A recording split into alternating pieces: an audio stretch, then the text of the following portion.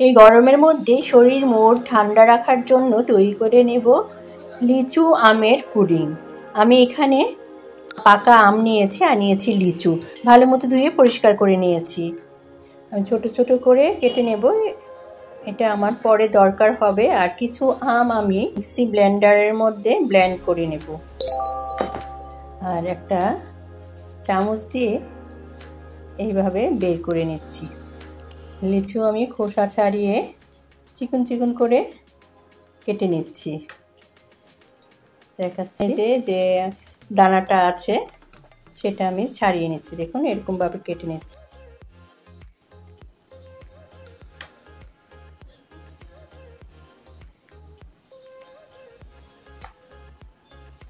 এভাবে আমি সবগুলো কেটে নেব।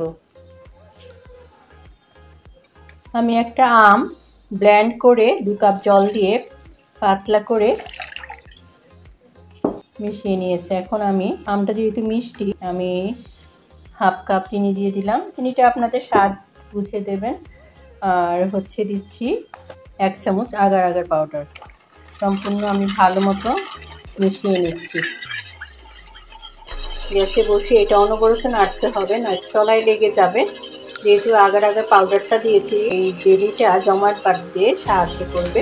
আমের এই মিশ্রণটা ফুটতে শুরু হয়েছে, কিছুটা ঘন হতে এটা আমি নামিয়ে নেব।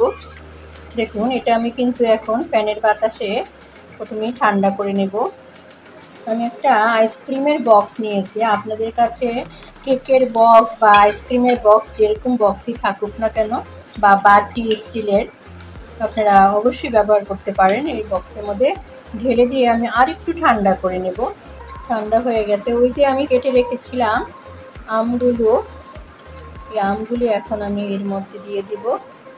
আর আমি লিচু কেটে রেখেছিলাম চিকন চিকন করে, এই লিচুটা আমি দিয়ে ঠান্ডা করে 2 ঘন্টার জন্য আমি ফ্রিজে রেখে দেব।